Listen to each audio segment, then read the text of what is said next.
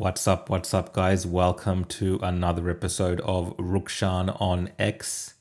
Please let me know you guys can hear me while I'm on the road. So I do have a bit of a portable setup going, but I think I've set it up pretty good. And I went to JB Hi-Fi today and bought a new portable microphone, a Rode microphone, Australian company Rode. They make good products, so hopefully it sounds good and I'm coming through nice and clear. I don't actually have my normal headphones, so I can't hear the audio feedback how it's coming through. But let me know in the comments how the sound sounds. But yeah, look, I have an interesting show today. I think we've got a few interesting, topical things to talk about, things that happened today. Unfortunately, again, I apologize. We will be talking about Israel and Palestine and all that kind of nonsense as well, in a way. I know people get sick of those topics, but it is something that we continually discuss, especially in terms of the issues around social cohesion that it causes in our society. So it's a topic that we always touch on. So yeah, someone saying sounds good. That's good to hear. Oh, perfect sound. Mate, this is very good to know because I was using like a really cheap microphone from Amazon at home, but I'm glad I've upgraded to the Rode mic. I think it's doing a lot better job, so I might use this in my normal setup when I'm actually at my home studio if it's working this well as I'm on the road. So awesome, guys. Thank you for that. Dean says, not sick of it. I mean, look, I didn't mean to make it sound like that. It's more so, I think people are tired of it. And especially because I do so many shows during the week that constantly we tend to talk about this topic. And I know people want, people like Rukshan get messages all the time. Rukshan, can you talk about something else? Can you just talk about Australia? Why don't you focus on Australian issues? But the thing is, this particular issue continues to be an issue in our country, continues to be an issue in Australia. Like, you can't avoid it. So there are reasons I will talk about it. So just want to acknowledge the super chats first. Thank you, guys. Anthony Madison, my research indicates it's all Trump's fault. You never miss Anthony, always blaming our great president, Donald J. Trump.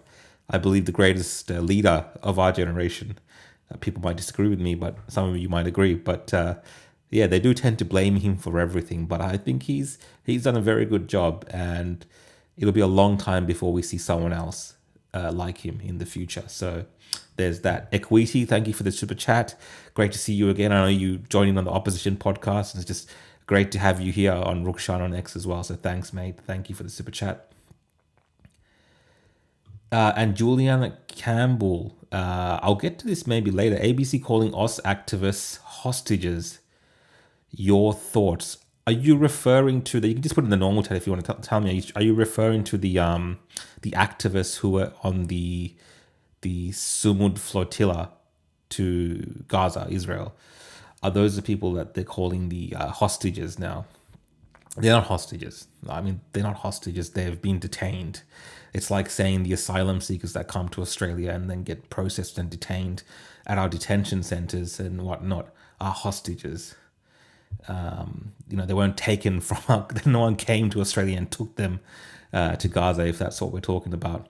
So look, before we get to the show, I'm going to be talking about the AFP and the introduction of their new unit, the NSI, a new team to tackle social cohesion, as well as I'll be talking about the ISIS brides. And there's been some interesting developments from some hearings we had in Parliament. Marine Faruqi labeling Australians as racist, as she normally does, for being patriotic. So we'll watch through the footage of Marine Faruqi and talking to the racial discrimination commissioner as well, and asking him some questions. And I got some thoughts on Marine. Also, what is a woman? What is a man even? We had some really interesting answers from the sex discrimination commissioner in Parliament today. So I'll be playing those clips. So lots of videos actually to watch with you guys of some very, it's just crazy to think that these are the interactions we're having with our with bureaucrats in our Australian Parliament. But these are the people that are in charge of a lot of these things, at least in terms of setting policy. And they can't do something as basic as defining what a woman or even what a man is. They're so afraid. Also got some videos of crime in Victoria. That's usual. You can always get video of crime. Every day we can get some video of crime in Victoria. I think just before I came on the show, It won't be on today's show, but I just saw something about machetes at a high school and just people just handing them into the police. I don't know what that's all about, and a few other things as well. And as always, guys, with this show, Rukshan On X, it's very candid and casual, and I'm talking to you guys and interacting with your comments. So we do go off on tangents sometimes as well. So if you're new to the show, it is a very kind of casual, laid back type of look at news that's happening in Australia and around the world.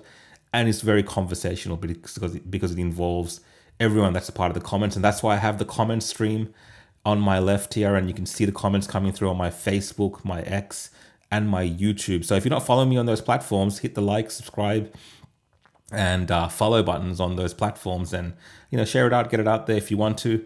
I really enjoy having your company and making everyone a part of the show with the comments. So it's a lot of fun to do that. And of course, we do have trolls as well. Taran, which I think Taran Angov, maybe I'm thinking you're Swindon with that PFP that you have.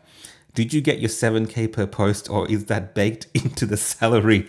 Mate, if I was getting, look, if someone offered me 7K per post, I don't even know how to respond to all of this. Like, seriously, like, people actually believe I'm getting $7,000 per post when I talk about certain issues. It's just complete nonsense. It's just not true. It's just like made up crap. And it's just a way to just stigmatize people for having, opinions that other people disagree with. I guess I see opinions all the time from people that I disagree with. I don't necessarily think they're being paid to do it. I just don't agree with them. It's just a way of trying to make things invalid by default without having to engage in the debate or the conversation whatsoever, just by saying, hey, it's paid propaganda. You're on Bibi's payroll. Just nonsense like this. So, yeah. Look, thanks to everyone that said hello early on. I put some of your comments up as we were opening the show on the intro. So great to have you guys here. Let's see if any other... Oh, Simon, how you doing, mate? Good to see you.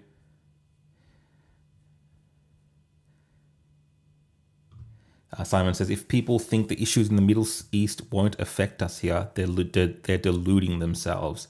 Yeah, I tend to agree, because it does have a flow-on effect. Forget about the protests, forget about all of these things.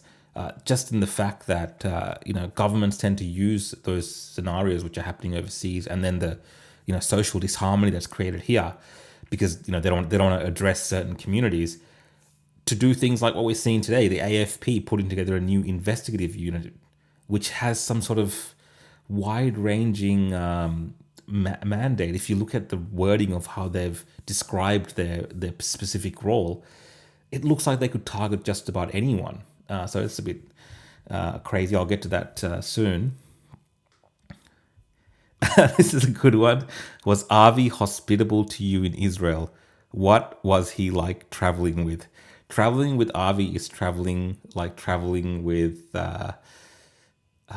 it's hard to explain, but he has very particular patterns of behavior, whether it's his routines in the morning, whether it's his routines before bedtime, he's sleeping, his entire routine for the flight journey itself. It's very complicated. It's very Avi-like. He's a bit of a prima donna, and I just have to kind of fit into that, because I'm not like that whatsoever. I just kind of go with anything. I'm not very fussy. Almost anything, I'll tolerate a lot of different scenarios and take it on the chin. Whereas Avi, look, there are certain benefits because he pushes things and he'll get us extra leg room, for instance. We'll end up staying in, decent accommodation, because Avi wants to make sure that, and when I say decent accommodation, I mean obviously I don't really look into that stuff too much when I would go traveling and stuff, but he would at least make sure there's functioning and a safe area and so on. So there's all these benefits to it, but he is very much manic or what's the word? OCD in some of his behaviors when traveling with him.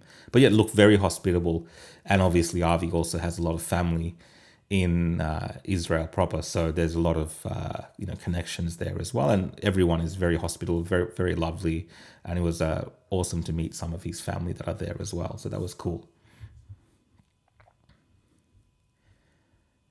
Thanks, Stu. Thanks for joining in, mate.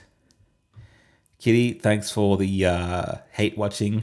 You're always on my comments and putting to all my posts, writing the same thing and helping the algorithm. I appreciate it.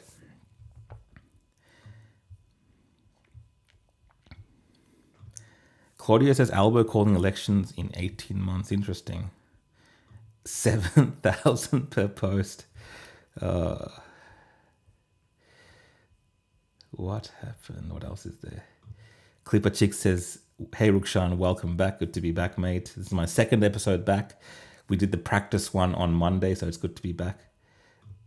That's a good one. 7K. Why not 10K? That's exactly what I was saying. I was telling people I get paid more to do weddings. Like, it's more lucrative for me to be at a wedding for a photography shoot, for instance, than dealing with the nonsense of this 7K stuff. It's just silly.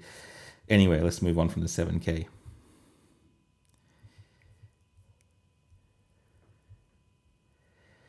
And Taran says rucksack, which makes me tend to believe this is actually Swindon.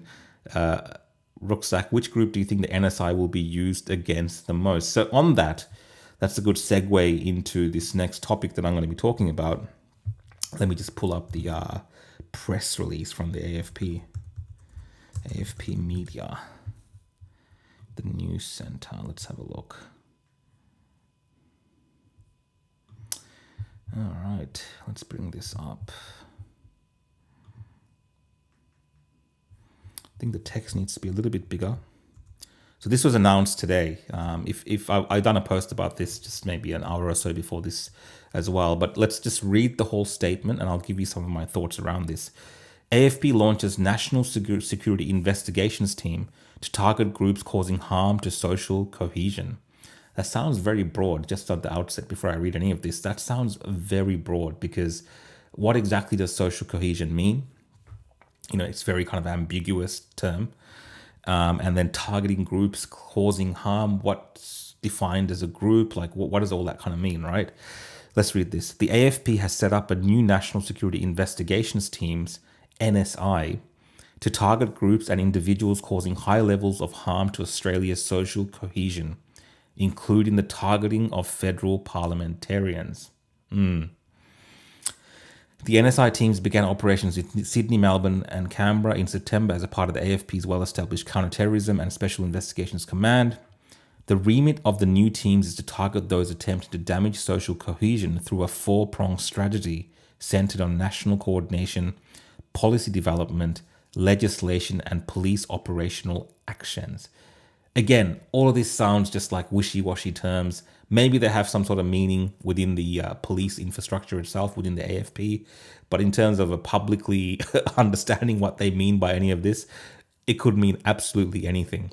The NSI teams will work closely with state and territory police to provide a nationally coordinated, consistent and intelligence-led response to security threats and ensure all law enforcement and national security partners have the information needed to deliver the most effective and disruptive policing response. Many groups of concern are dispersed across Australia and in some cases connected to international groups of concern. The AFP will attack these groups on a global level through operations, capabilities and relationships with the international law enforcement intelligence community, including the Five Eyes Law Enforcement Group, to gain valuable insights which can inform responses to criminal activities impacting our communities. Recognizing these groups plan their acts and radicalize others online, the AFP will work with trusted partners to innovate and adopt new technologies to detect violent extremist material and decode criminal language used in attempts to avoid detection. If this was purely like, if you could just trust our federal police and trust, just policing in general, not to be political, not to have certain biases, not to be swayed by the politics of the day, like we've seen so many times, for instance, very famously in Victoria when the state police here became an arm of the Daniel Andrews government during the COVID era. Maybe it's good for policing to work in this way, but part of me wonders, like, how can this then be used against the general public? And because it's so ambiguous, because it's so vague, I feel like it could be. And that is, I think, the concern here with this new body. And then the other part of this is, shouldn't the AFP have been doing this type of thing anyway? Like, is there some sort of new power that's being granted to them? How are they facilitating this? Maybe I've missed the memos on that. Maybe there's been some information out there on that, but this kind of just popped up. And there is a new commissioner as well that's been put in charge recently. So maybe this is a part of her changes that she's doing. The AFP will use its unique capabilities and legislation, including electronic surveillance powers, to enable the collection of intelligence that relates to criminal networks operating online. A lot of emphasis on online and online networks. Commissioner Chrissy Barrett said the AFP had responsibility to investigate Commonwealth crimes which have national security consequences and foster an environment for violent extremism or terrorism.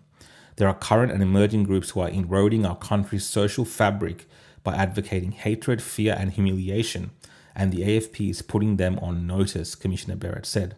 Some of these groups have already engaged in vandalism, destruction of property, and the targeting of businesses based on race or religion. While many of these crimes may not meet the threshold of terrorism, the AFP has identified concerning behaviours which would escalate to politically motivated violence or hate crimes, which seriously puts the Australian community at risk.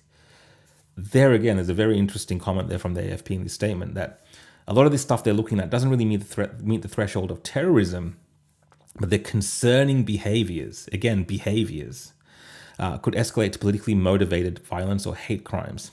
Now, we kind of maybe tend to think that this might be related to terrorism and ISIS and, foreign terrorist groups trying to do some sort of, social disharmony in Australia through some sort of violent terrorist act or rhetoric.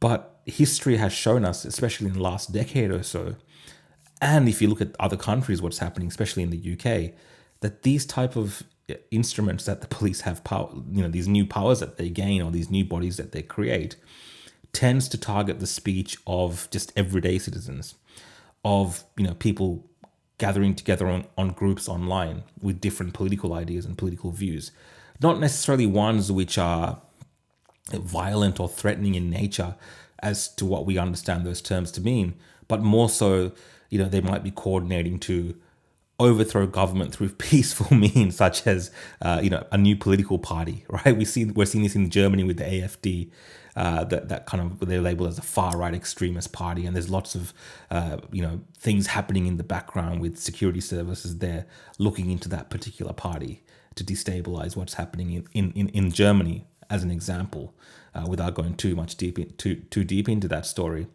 So this is kind of what I'm worried about when I see this new body being set up, and when we have the double threat of our e-safety commission around all the online laws which are coming, the digital surveillance, the digital IDs. It really feels like this new body is being set up to go after us, right?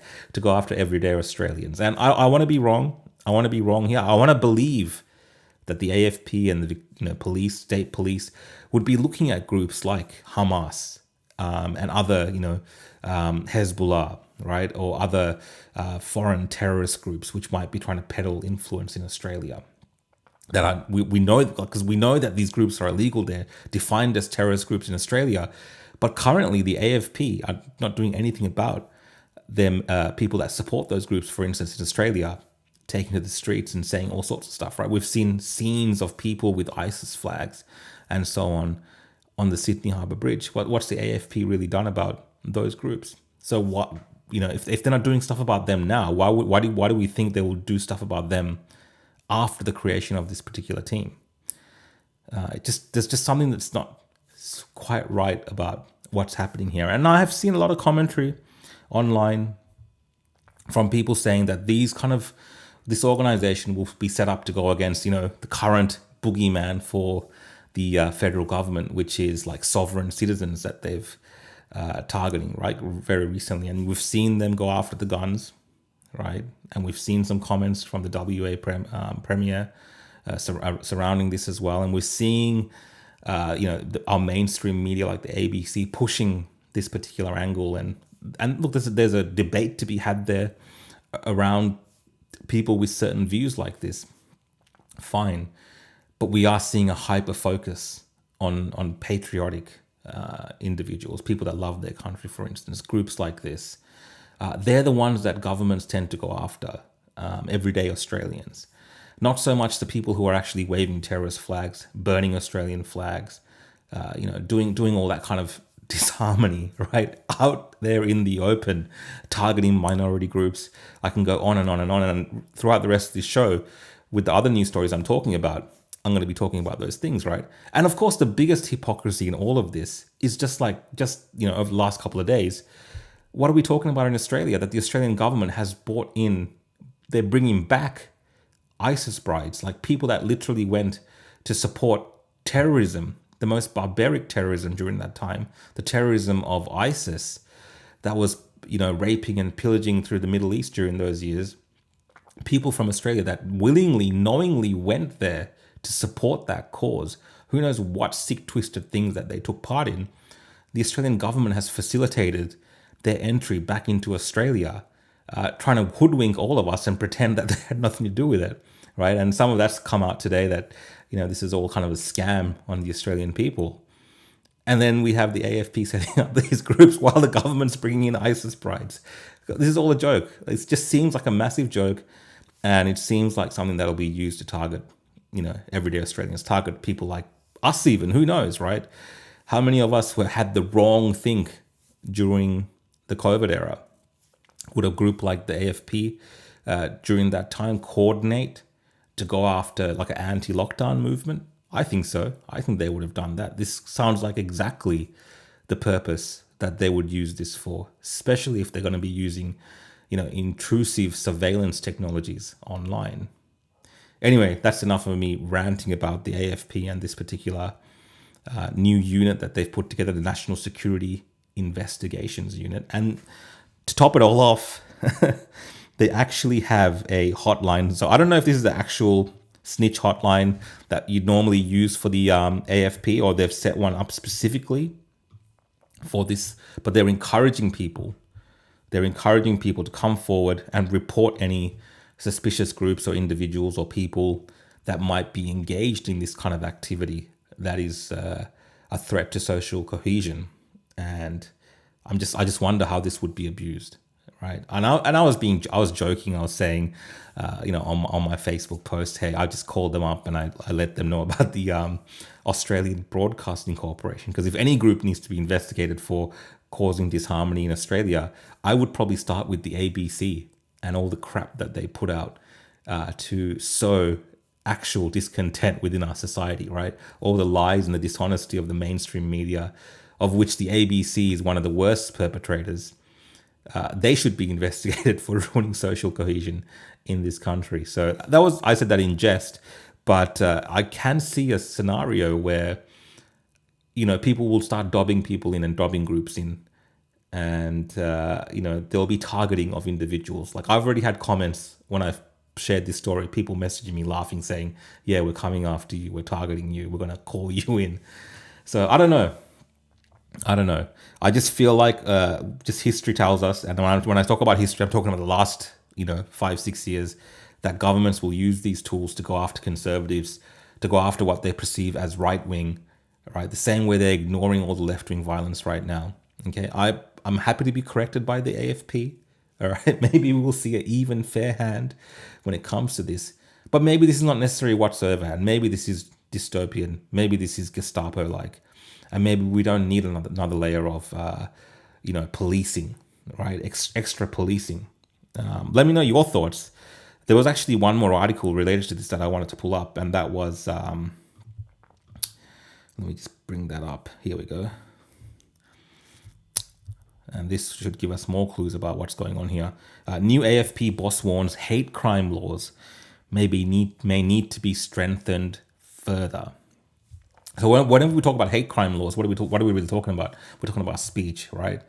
Censoring, attacks on free speech.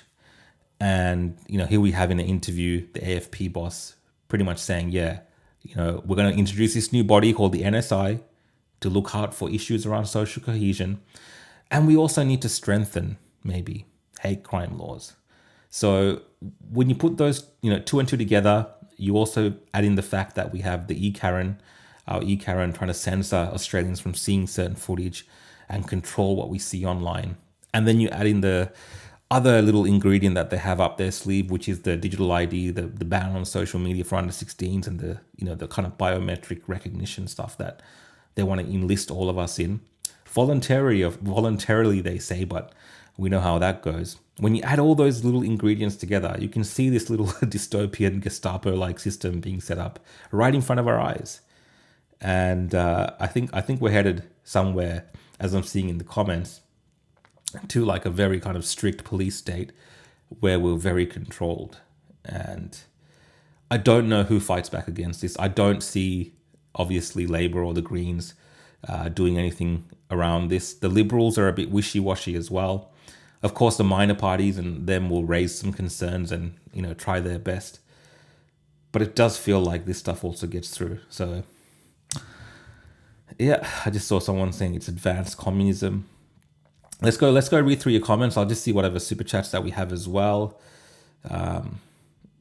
Let's have a look here. Gap Media, thanks mate for the support. I appreciate it. $5 chat. Here's some cash towards your new wicked sounding mic. I'm glad the mics come through good. So Aussie brand Rode, of course they're internationally known, but I don't know if you guys know that they're actually Australian. So it's great to see Australian brands doing well in the tech space. And there's a few actually. I think even Blackmagic, if you know camera technology, is also Australian, which is amazing.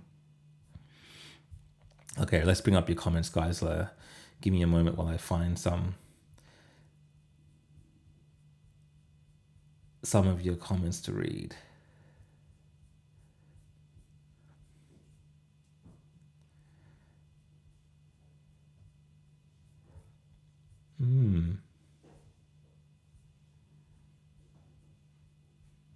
So to answer the question where this all started, Taran, so which groups will the NSI target the most? I do feel like it will be conservative and right-wing groups. That's just it's just the reality of how these things go. And there'll be very obvious digressions from, kind of extremist Islamist groups and stuff in Australia, but they will go untouched. That's what's been happening. And that's what's happening in the UK. Actually, to that point, let's have a look at what's happening in the UK, because I'm going to jump ahead a little bit here and play some videos that will give me a chance to read some of the comments as well. But in the UK, we see extreme examples of this, because there was a where was it? There was an imam in Nottingham making this particular threat, right? But the police refused to act on it. Let's have a listen to what this particular imam, in a religious setting in the UK, put out into the public space and has had zero consequences. Let's have a look. The Deen of Islam has legislated jihad, that wherever anyone attempts to carry out genocide, then Allah subhanahu wa ta'ala has commanded the Muslims, do not permit them to carry out genocide. Take up arms and defend yourself, and do preemptive strikes wherever those preemptive strikes, which is offensive jihad, is needed. The Deen of Islam. I'm gonna find the full video to that, because the full video is actually even worse. But even if you just heard that little bit, he's basically talking about doing preemptive strikes. He's justifying for whatever ideological view that they have about, whatever issue it is. If they believe it's something that they have to fight for, that it's justified, even in the UK, to do preemptive strikes, which is a call for violence, it's a call for attacks. I'm going to find the full video to this, because we've got to listen to him, because he actually touches on Australia as well. And it goes to the same mentality that these groups who have been protesting week in, week out through Australia and around the world, who don't recognize the sovereignty of Australia either, the kind of sentiment that they have when they speak about these things. And it's very, very worrying, but it's also very real, this threat. Let's have a listen in. What is jihad? Jihad is really removing oppression. Wherever there may be oppression, what people like Tommy Robinson have to realize is that Muslims do not want to be wiped out like the Aborigines in Australia. Muslims do not want to be wiped out like the Maori in New Zealand, where the white man wiped out the Maori in New Zealand. The white man, he carried out massacres and genocide against the Aborigines in Australia. The white man carried out these massacres and genocide in Canada. He carried out these genocides in the United States of America. And he attempts to carry out these genocides today in Gaza. But the deen of Islam has legislated jihad, that wherever anyone attempts to carry out genocide, then Allah subhanahu wa ta'ala has commanded the Muslims, do not permit them to carry out genocide. Take up arms and defend yourself, and do preemptive strikes wherever those preemptive strikes, which is offensive jihad, is needed. Yeah, so I mean, crazy, right? Like just obviously he's conflating all types of things about Australian history, New Zealand history, and calling everything a genocide. Whatever, this is a normal mantra of these particular groups. But then at the end, they're talking about preemptive strikes, right? They're saying that these countries, Australia, New Zealand, are guilty of genocide. And, you know, if you listen to some of our politicians like Lydia Thorpe, for instance, they'll tell you that the genocide is ongoing. If you listen to these pro-Palestinian protesters today, when they speak, they'll tell you that this is a stolen land and there's a genocide happening in Australia and so on. And at the same time, in the UK, the same activists say the same things. And here you got an imam talking about preemptive strikes, calls for violence, and nothing happens from the authorities in that country. Untouchable. And we have a very similar thing happening here in Australia. These groups, they can say anything that they like under this, religious protections, whatever, calling for violence against the West, on the West, in the countries which have been very hospitable to them. They talk like this, but there's no consequences. And these are the groups that, I think the AFP with their new little organization would not be investigating, right? They'd be going after mums and pups. And I want to show you an example of that as well, because again, I'm going to stick to the UK because I feel like we're headed in the direction of the UK, right? Everyone says 5 years behind the UK, Australia. Yeah, we're headed in that direction. So to show you these examples and then to understand what I discussed before about the systems which are being set up by the police and the AFP and the government, let's have a look at where we're headed, because there was another disturbing video that I saw from the UK, and it was a treatment of ordinary citizen by the police. This gentleman had just gone to, he had walked past a migrant hotel, I believe. Merely just walked past a migrant hotel, gone to a migrant hotel, and the police showed up at his door. All right, this interaction goes for about 3 minutes, but I think it's interesting to watch this interaction because the actual gentleman that's speaking back to the police is very good. He does a very good job, and it shows you that the way the system is geared against the ordinary, everyday, working class citizen, whether it's in the UK or in Australia. So let me pull this video up, and then I'll keep finding some comments to read out as well afterwards. Let's have a look. Yep. So, just wondering, did you attend that event? Arcadia Court, yeah? Yes. So, no, yeah? Yes. Great. So, we're not investigating crime today. So why are you here? So, just to confirm, you were there. So, what was your intention there? Well, because I just wanted to see what was going on there. Okay. Any particular reason? Because I wanted to see what was going on. Right, okay. But so why are you here? Can you explain to me why you're here? Okay, so I'm not investigating a crime, I'm here investigating an incident. Yep. And I just want to work out what your purpose was there today. So just... I took my daughter there to show her the place, because she walked past there. Okay. So, to make her avoid that place, because I don't want her walking past them people. Right, okay. What are you doing here? So what else? Are you arresting me? No. So that's as I said, sir, I'm not here to arrest you, I'm just here to chat with you. Well, you're winding me up. I'm not, what was I said to wind you up, sir? Because I'm taking my daughter there for her own duty of care, her own protection, to show her to avoid the place. Right, okay. And you're here within, what, 2 hours? Okay, so it wasn't part of any protest or anything? No. No? Okay, so you took it, so just going to make sure I've got it. So you took your daughter there to show her to not go to the address? Yeah. Okay. Is there any other way you could have done that? Or... Not really, mate. Okay. I can go where I want in my country, can't I? Yeah, no, I'm not here to say that, sir. Well, can you go? There's no point you being here. Can you go? I'm just trying to work out. I don't want you here. That's fine, sir. I'll leave. I just want to make sure any safety concerns. So, are there any safety concerns that you have?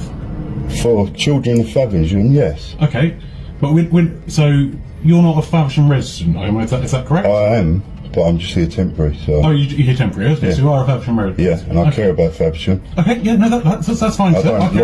don't like the fact that place is there and what they're doing there, and they're housing all these illegal immigrants. Right. Yeah. Okay. So what? You've actually searched my vehicle up, searched my address, and then come here. Well, you got out and did you speak to staff there at all? No, she asked me what I was doing there, and I said I've just come to look where the immigrants are. Right. Okay. I'm well within my right, being a British citizen, to go and do that. Did you have a video? So you've gone there to. So what you told them, about what you actually were doing was showing your daughter. No, I said I was here to see where the immigrants are. My daughter was sitting in the car. Okay, but so you took your daughter there for the purpose of showing her that. Yeah. And then you've asked them. I didn't know. She asked me what I was doing there. Yeah, and you told them. I'm not answering no more questions. That's No okay. more of your questions. I don't appreciate you being here. That's fine. So And maybe you should go and treat other proper crimes this way. right. Go and react this way to proper crimes. So the police do more than just crimes. We do incidents. So what are you doing now? So I'm in an incident, sir. We'll go and deal with another incident, mate. Okay, well, I'm just closing this Right, one. go. So I know the reason. So you told me the reason. I've told you the reason, now go. Yeah. Is there anything else you'd like to? I don't want to talk to you about nothing. No worries, sir. Right, go and do a proper job. Right. Okay, Bye. sir. Good day. Yep. So So you guys obviously just sat through that and watched that video, and then like the contrast. If you saw the video that I played earlier, where you had the Muslim imam in Nottingham calling for people to take preemptive strikes against individuals in the country, let's say, and no police action, but they'll come. God forbid a UK resident, a citizen, that lives in that nation is worried about migrant hotels and wants to educate their children about, areas not to go, because obviously the police have lost complete control, and you have these illegal immigrants running around sexually abusing people and things like this, because, they're just kind of coming off boats. There's no checks and balances being done. So God forbid that a UK resident is worried about what their taxpayer funded, money is being used to house these illegals. You go look into that. You just go in that vicinity or in that area. The police will look you up. They'll look up your registration. They'll find your house and come just to do a check. Right? You've committed no crime. They just come to do a check. And yes, we've seen, of course, all the other posts from the UK with all the social media posts that they come to people's houses for saying something wrong online. And we've even had people put in jail for a few months, right? They've released other prisoners or made space in prisons just to put people in prison for the crime of posting on social media something of which the government does not approve. And this is where the West is headed, sadly. And this is where Australia, I think, is going as well. And people will say we're already there. We saw a glimpse of that during COVID. Some of the comments that I'm seeing here mentioned, those kind of views as well, and said this is very similar to what happens in Victoria. But can you imagine all of this accelerated in a way, and also with governments that have more control and more power and more policing bodies and so on? So I watch stuff from overseas to see what's coming, and also to see how we can maybe deal with it, or how politicians and policymakers can put in protections for citizens and people. But we're not really seeing too much on that front. Okay, that's my kind of belief, and I'm worried that this is actually just going to happen as it is, and it's just sad to say that this is how it is. Equity, thanks for the super chat. Reminds me of when they came to your house. Yeah, so this is during the height of COVID, when police were going around to the houses of people who were journalists or live streaming. And they came to my house with a letter from the Chief Commissioner of Police. And I had committed no crimes. I had done nothing wrong. I'm well within my rights, as other media were out there covering what was happening as well. But they thought it proper to come to the homes of independent journalists with a letter from the acting Chief Commissioner of Police, I believe at the time, Luke Cornelius. I don't know if you remember that guy. He's the one that said batshit crazy. They came with a letter from him saying that, hey, you know what? We advise you not to turn up to the protests. Like, don't go. or like this very formal letter, and it wasn't like alleging that you'd done something wrong, but it was like it was as well. It was like a veiled threat, and it's insane. And we're seeing that now on steroids in the UK, and sadly, it's coming to Australia as well with everything that's going on. So I've saved some of your comments, guys. So let's have a read of your comments from the last couple of minutes on this story, and then I'll move on to the next story. Let's have a look here. Ooh.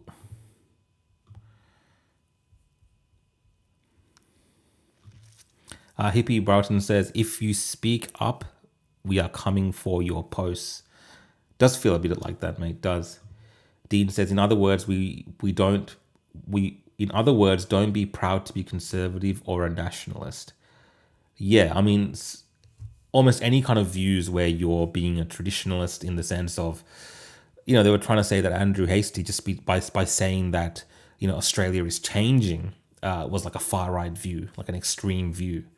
So it is very, the conservatives kind of tippy-toeing around a lot of these issues because just depending on the language that you use, people will say you're a far right extremist or you're a Nazi, for instance. And this is, again, very things that 10, 20 years ago was just a normal part of the conversation. Dean says, no lefties will be prosecuted. I agree, mate. I wonder if their surveillance programs uncover their pedo networks. Well, I mean, yeah, there's so many serious crimes that seem to go unsolved. But somehow they have all the resources and technology for speed crimes, right? Donovan says, social cohesion translates to opposing views to the government. And that is the real concern. We have these left-wing governments in Australia that if you oppose them, they will say that you are against social cohesion. We're seeing that a lot today. Any opposition to their views is an issue around social cohesion. That's what they kind of frame it as. And famously, we're seeing that just today. I'm going to play some footage about Marine Faruqi from the Greens talking about the March for Australia. So I'll play that after these comments. Julie says they are covering up the ISIS brides, so we know they are not protecting us Aussies. Yeah, I think that's just crazy that we're letting in these ISIS brides. 100% patriots will be targeted, not the immigrants that are bringing their division and hate into our communities. And that's a great point. Like a lot of the hatred that we're seeing in the streets of Australia right now is a foreign hatred. It's been introduced into this country. It is blood feuds from thousands, if not hundreds of years ago, depending on how you look at it. And that's been pushed into the minds of Australians, whether it's at the school level, whether it's at at your workplace, whether it's even our governments themselves are pushing us into these views around foreign conflicts that really has nothing to do with Australia. And it is these individuals bringing their culture of hate, the things that made their countries crap in the first place, to put it in those terms, right? To make their countries crap in the first place, which they had to get up and leave and come to countries like Australia and other places in the West. Now they're bringing the same problems over here. And nothing happens. Untouchable in that regard. So great point. Simon says, ABC, absolutely biggest suppliers of misinformation in the land. I agree. Mez, hi Rukshan, I just want to say thank you for all the good work you do. Stay strong and stay safe. Thank you, Mez. Thank you so much. I appreciate the comment.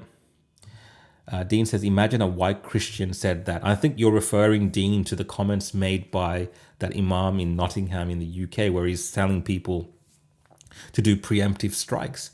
Yeah, of course. If there was a church congregation here in Australia or in the UK, and a pastor or the priest told people there that you Christians must do preemptive strikes against the people who are trying to genocide you or invading your country, something like this. Terms don't matter, but if they use the word preemptive strikes in that fashion, there would be hell to pay.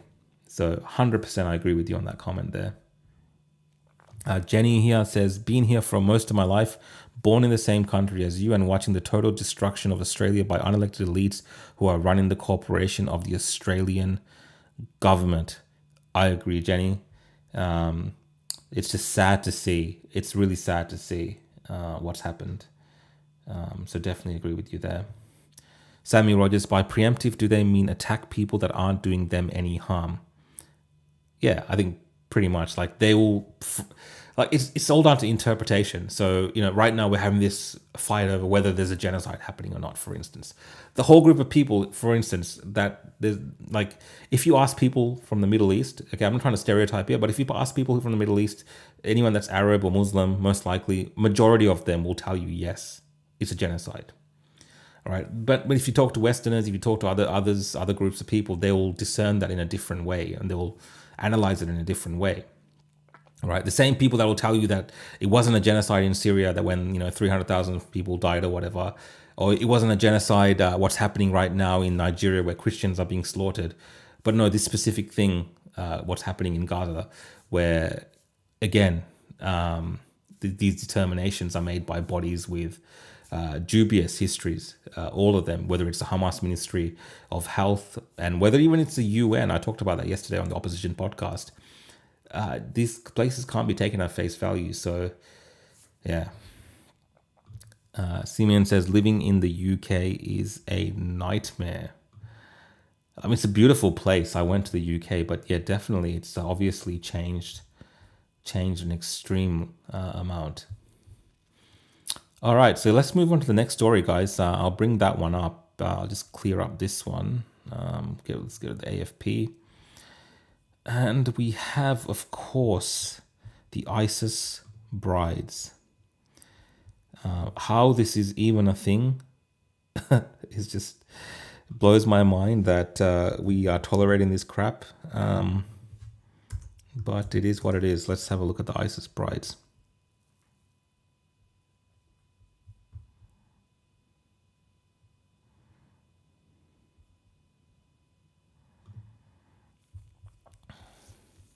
I've got Apple News here, the nightly. Let's open up this one.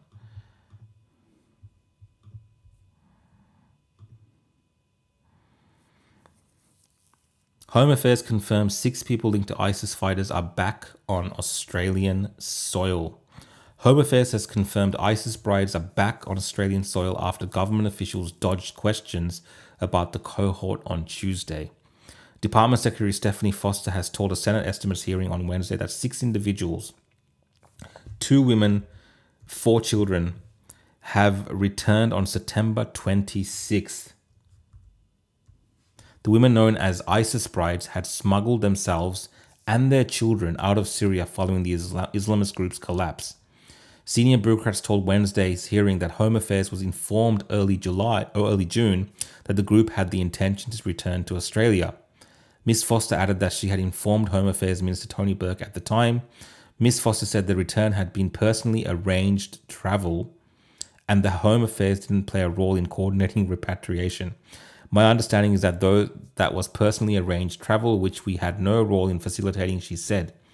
She also failed to directly answer several Liberal Senator James Paterson questions from Senator James Paterson about the government's monitoring and management of the cohort, referring him to operational agencies who are responsible for any ongoing activity or management of a returning cohort of this nature.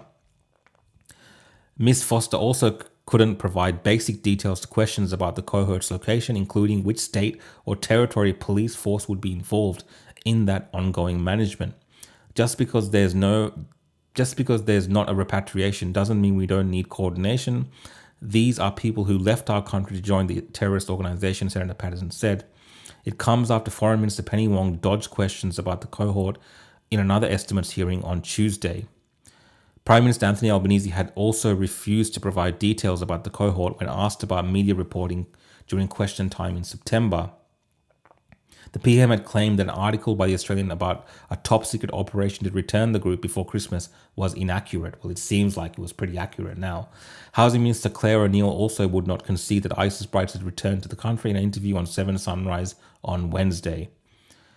I'm not confirming anything that's already on the public record.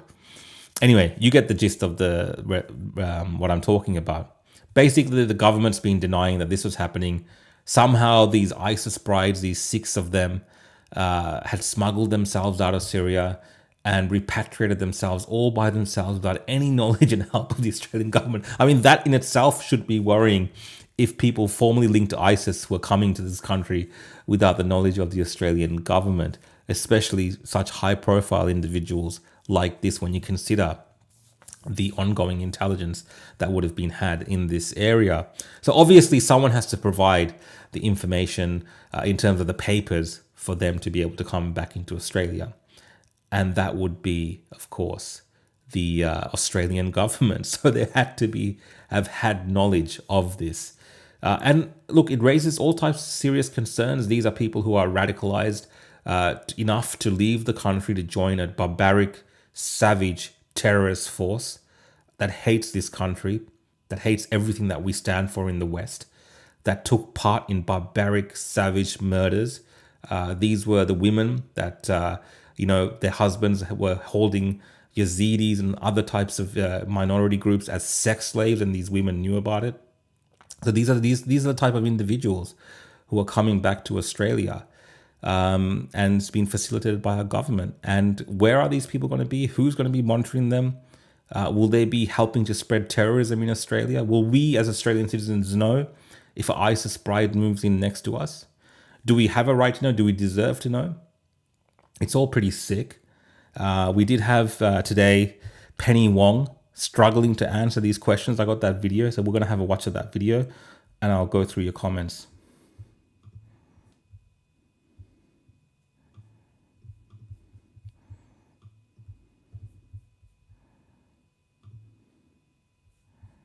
Is from the Australian published the original report reporting that these ISIS brides will be returning to Australia. The government has said that they have not provided assistance to returning ISIS brides. How does the government define assistance?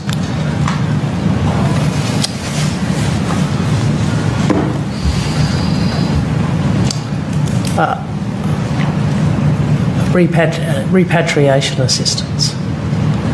Does the Prime Minister consider providing citizenship by descent to be assistance? The government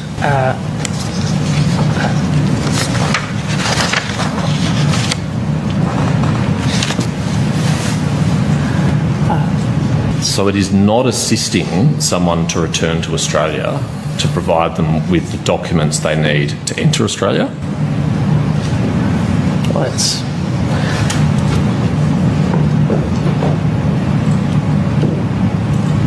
I understand your discomfort. no, it's in not. answering I think these it's questions. just a sort of a clever way of asking the same question. Thank you, That's Senator all. Wong. It's very kind.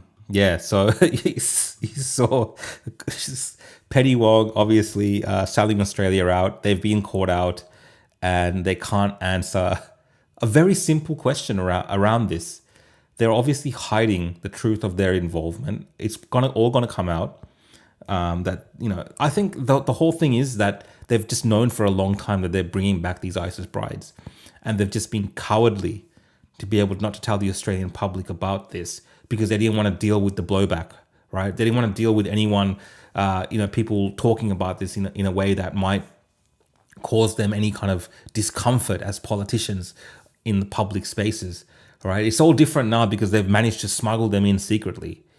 And that's what all this is about. So I'm just going through your comments, guys, and I'll pull some up here. This one's good. I thought ISIS Brides was a new reality TV show. I mean, I think we have enough ISIS Brides, enough of these terrorist women that have hated this country and run off with these terrorist savages coming back into Australia to have a reality show. ISIS Brides of Australia. We don't want to give any ideas to Channel 9 because all the networks in Australia, they're pretty desperate for content. So they might actually take us up on that offer and hold a show. Penny Wong couldn't answer the questions on ISIS Brides. I'll take it on notice. Yeah, I mean, protecting terrorists, I agree with you.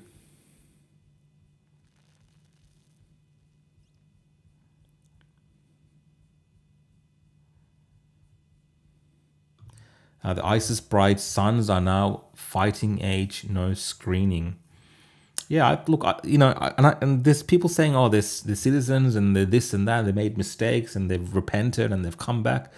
I think, if you're a traitor and you go against to fight against this very country, and you leave this country to fight against this country, and to commit acts of terrorism that are opposed to the West, I think you lose all privileges. And they can, rot in Syria for all I care, or wherever else. They don't need to come back here. This is not our problem.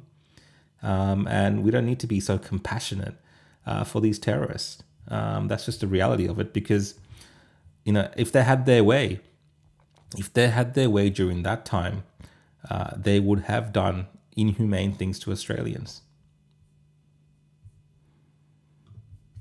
Tell me if you think I'm being too mean here, but I think I'm being gracious. I really worry about the future of this country. I feel we are tipping point. We will either sacrifice our freedoms or retake our rights. Thanks for the comment, Thomas, and thanks for joining in the show. I agree with you. We are at a tipping point. We are at a time where we need really strong leadership coming from maybe even our major parties. And I know people don't like the Liberals and so on, but you do need people like Andrew Hastie, or whether it's Jacinta Price. I'm bringing them up as examples because they've shown that they can even go against their own party over the last couple of months. But you do need people. You need like the kind of leadership you're seeing in America, for instance. And you might not agree with everything that Donald J. Trump does, but at least he's a leader. And we don't really have that in Australia. Albanese is not that. He's successful in the sense that he's good at implementing the policies of the Labor Party, even if it means breaking promises and lying to you, right? Whatever happened to that $275 power bill relief, right? All these things that they've gotten away with over the last couple of years. Like, he's good at helping out his own people, but not really the country as a whole, I don't believe. Michael Smith, similar sentiment. Australia really needs help right now, please. It does feel like that. I see a lot of Australians saying that, they're at a loss for what to do with how things are changing so rapidly, and how much the government does not seem to care about Australians. Like, how much, they're invested in these ISIS brides, right? Their efforts and their times are invested in these ISIS brides and nonsense like this. What has that got to do with Australia? Absolutely nothing. Julie says the plan is to displace our culture with mass immigration to the point that the government and the police will be operating on their behalf, and it's already beginning. And to that point, actually, I want to go to something else from the Senate hearings that we've been having over the last couple of days, and that is, let me just bring it up here. Marine Faruqi. Let's bring up our good friend here, Marine Faruqi.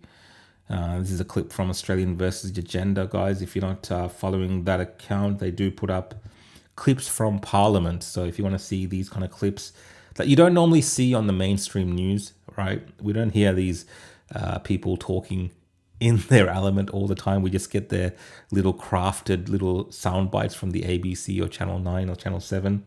But this is Marine Faruqi talking with, not my cousin, right? I don't know this guy. People make allegations. I don't know him. Our racial discrimination commissioner.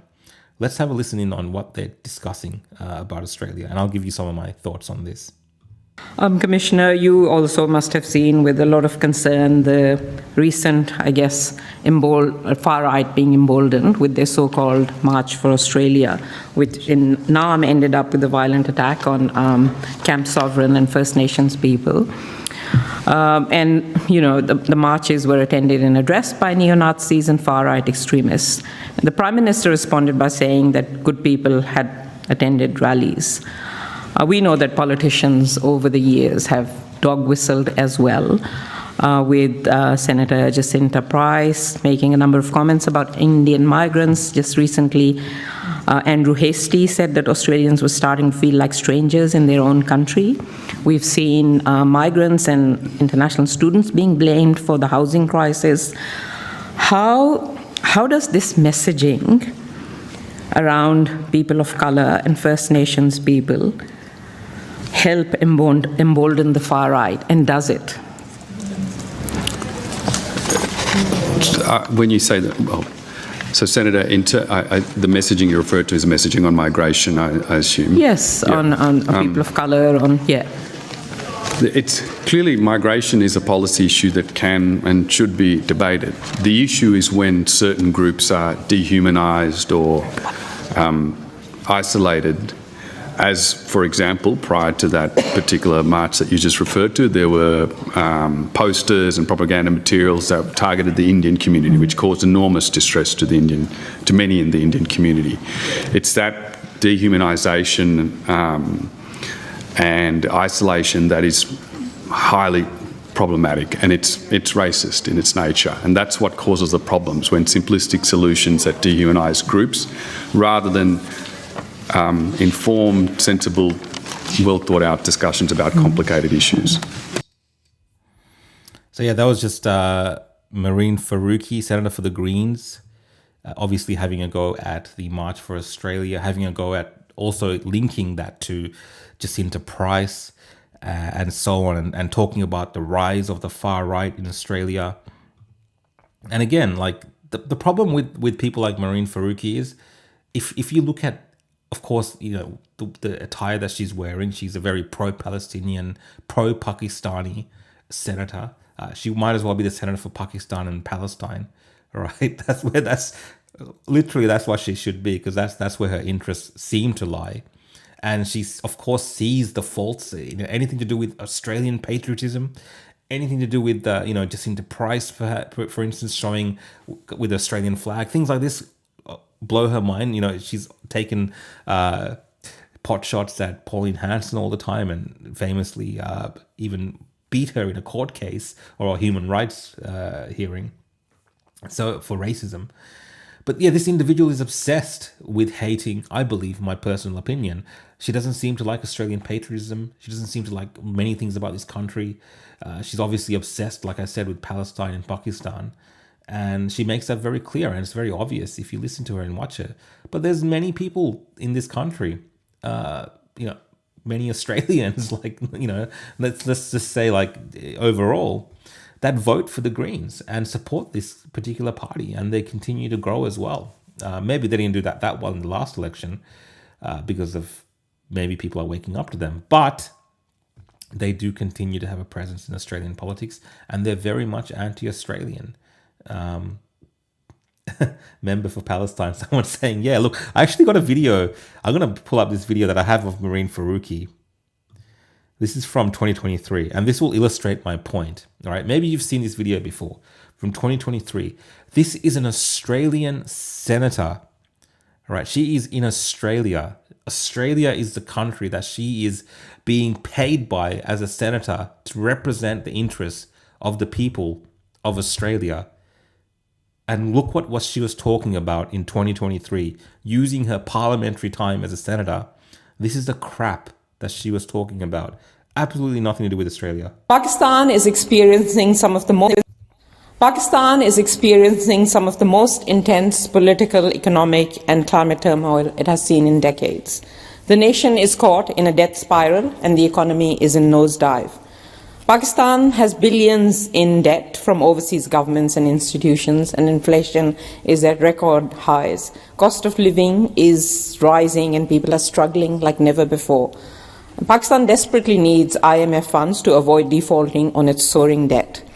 The shackles of debt have crippled countries like Pakistan for far too long, and it's high time to cancel debt for the global south. The extent of Pakistan's debt means social services are being neglected at a time when the country... I'm not trying to be mean again, but who gives a crap? We are not in Pakistan. This is in 2023. I'm just illustrating the point of her priorities. But who gives a crap about Pakistan's soaring debt, the problems that they're having, their instability in their government? Who cares? It's nothing to do with Australia. Who gives a crap, lady? And this is where her priorities lie. And that's the problem. There are so many politicians like this. And what I'm seeing as well, on the left-wing side at least, a lot of kind of the immigrants that have come to Australia that have, ascended to a position where people in this country have elected them into high office, spend their time worrying about crap that has nothing to do with this.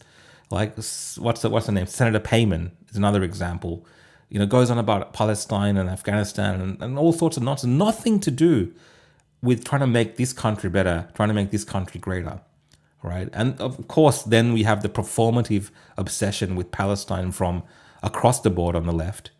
And it's just like, what about the people in this country? But let's just watch the end of this because it keeps getting better and better. The country is still reeling from the catastrophic climate-induced floods, which last year killed more than 1,700 people, a third of them children, and impacted and displaced millions. The floods caused more than $30 billion in damage. Terrifyingly, this year's monsoon season is off to a foreboding start, with Cyclone Biparjoy set to make landfall shortly.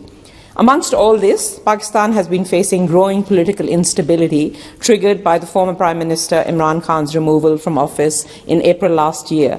There have been terrible stories of arrests, torture and pressure put on party figures. Human rights groups are concerned about extrajudicial disappearances. The media has reported police brutality and repression. The crackdowns on media and dissent have been extensive. The growing reports of violence are deeply concerning, and violators of human rights must be held accountable. Democracy and human rights must be protected. Having grown up in Lahore and hearing about the current situation in turmoil from family every day is really distressing, and I express my solidarity with the people of Pakistan and the diaspora here. Yeah, I mean, look, you could make the argument, yes, there's a Pakistani, like Australian community, and yeah, okay, whatever. And look, there might be good people, fine people, and they contribute to Australia. It's all true, but nothing in Pakistan has anything to do with Australia. If you want to worry about Pakistan, go back to Pakistan. Like, there's nothing stopping anyone from going to Pakistan and being a part of the political system there and improving the country. It has absolutely nothing, no matter of concern, the debt issues, the criminal issues there to people in Australia. And I will tell you one thing for 100%. There is no foreign governments or parliaments in parts of Asia or any other part of the world, really, that are there lamenting about the crises of people being homeless here in Australia, or people not being able to get houses and issues like this. They're not discussing those issues. They're talking about issues in their country. And usually they're not doing a very good job because those countries are in a pretty crappy state. And yeah, it just shows you that example of Marine Faruqi when she's talking today about the March for Australia and having a go at Australians for showing patriotism and having a go at patriotic Australian politicians like Jacinta Price. I just wanted to illustrate the fact that she doesn't care about Australia. Right, in my opinion, she's obsessed with Palestine, with Pakistan, with this performative theatre, and in my opinion, she uses the privileges of being elected to high office here in Australia for her own purposes, right? Not for the purposes of the greatness of the country of Australia. And yeah, there's no part of me that can put 1 + 1 equal Pakistan being great doesn't mean Australia's great. I don't care, and we shouldn't care. And it's not just for Pakistan; it should be for any other country. The focus here should be, of course, on Australia first, and on our allies, on our traditional allies. And as far as I'm concerned, Pakistani governments, for instance, are hostile. They support terrorism in some instances, and they've been the cause of wars that we've been involved in as well. When you look at the support that they've given to groups like the Taliban, causing the death of Australian soldiers. So just complete nonsense. Anyway, let's get to some of your comments. David says that he wants me deported.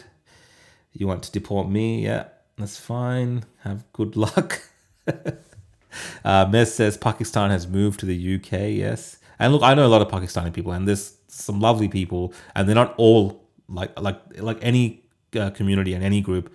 They're like people who are conservative, right?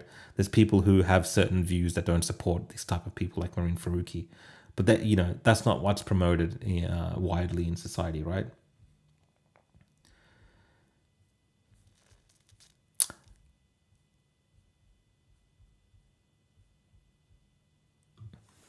Maybe Criminal says you can make the argument that it's just as relevant to be concerned about Pakistan as it is to be about Israel. And I get that argument as well. And you could say the same thing for the US. You can say the same thing for New Zealand, for the UK, and so on. I think the difference becomes when there's traditional allies that we have. So, when we talk about issues to do with the US, to do with New Zealand, to do with Israel, even in some instances, there's certain national security interests that come into play for us, more specifically than anything to do with the debt of Pakistan. So I think those things, I'm not saying we can never talk about other countries. It's valid if there's a relationship with Australia. If she was discussing something to do with Pakistan where it's about some sort of contract that we have with a business there, it's about some sort of mining contract that we're opening up, or it's about the exchange of resources, or a diplomatic visit or something like this, fine.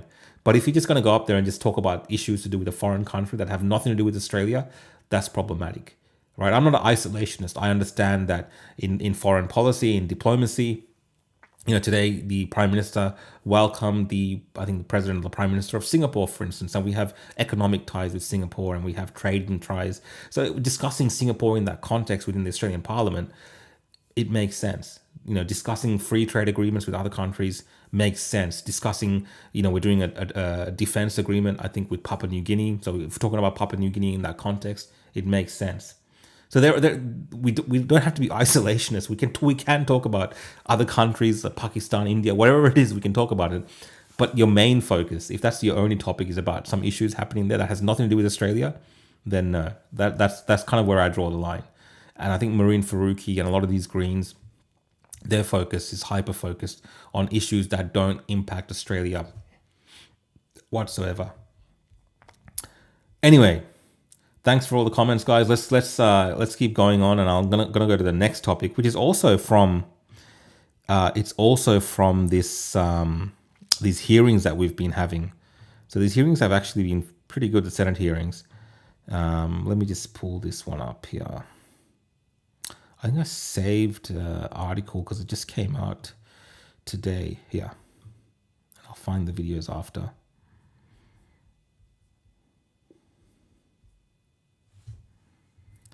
Let's have a look. I don't understand this from Sky News. I don't understand the term biological man. Calls for sex discrimination commissioner to resign. All right, let's read this article and I'll play the videos because it blows your mind to see that these people who are on astronomical salaries, the sex discrimination commissioner, someone that should very clearly know about the sexes and genders, whatever, right? They should know, saying that she doesn't understand what a biological male is. The Sex Discrimination Commissioner said she does not understand what a biological man refers to, as prominent women's rights champion called for her resignation. Sex Discrimination Commissioner Dr. Anne Cody faces pressure to resign after saying she does not understand the term biological man in the Senate estimates grilling. I'm laughing, guys, because what do you do? If you don't laugh, you cry, right? These people are just bloody idiots. Dr. Cody was grilled at the Senate Legal and Constitutional Affairs Legislation Committee on Tuesday over comments she made at the National Press Club in September, where she claimed, "We are not one version of woman." Liberal Senator Claire Chandler pressed the commissioner on the meaning of her comments and said, "Last time I checked, a woman is an adult human female with double X chromosomes." Obviously, this Dr. Anna Cody, I'm suspicious if she's even a doctor. Again, that's my opinion based on the comments that she's made. Obviously, the woke mind virus has really taken a hold in her mind. Dr. Cody said there was a greater diversity among women. That includes culturally, racially marginalized women, First Nations women, women with disability, lesbian, trans women, non-binary. Look, I can concede that, yes, there are racially marginalized women, First Nations women, women with disability, lesbians. I can concede those facts. The other ones, I don't, are they women? I don't know. I don't specifically understand. I don't know what she's referring to. There are a range of people who identify as women who are women. Senator Chandler asked if biological men could be women. I think we have different languages that perhaps you're using than I would use. The commissioner responded, "So I don't understand the term biological men." Can we have ever thought that we would be at a time and place in Australia, in our history, where we would have a woman who is our sex discrimination commissioner saying, "I don't understand the term biological men"? For all of its faults, I believe that even in Pakistan, where Maroon Faruqi loves so much, that they would even know what a biological man is. What has happened to Australia? What is this woke mind virus done to people in positions of leadership that they can no longer just define the most basics of reality? It's insane. But having said all this, let's watch the video, because that really gives us an insight into the struggle sessions of these individuals who have convinced themselves over the last couple of years that, everyone else thinks that this is normal, the way that they're talking. But we know it's not. But let's have a listen in.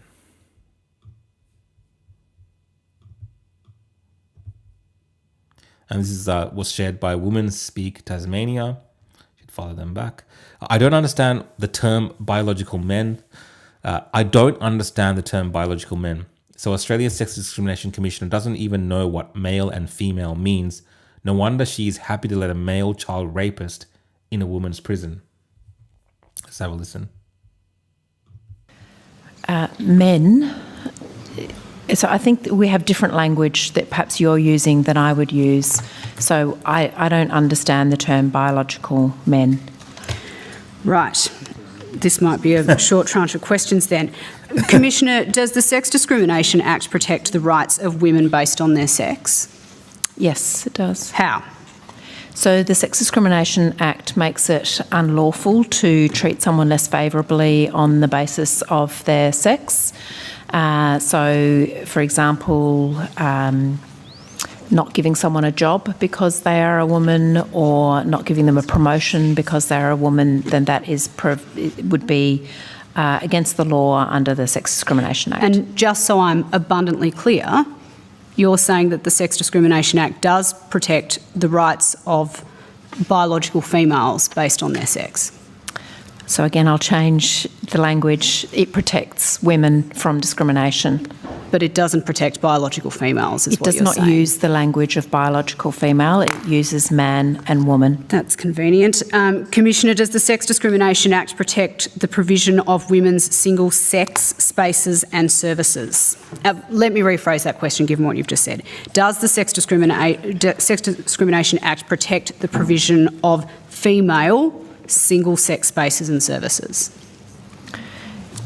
So it is, under the Sex Discrimination Act, there can be special measures if they are to achieve equality, substantive equality.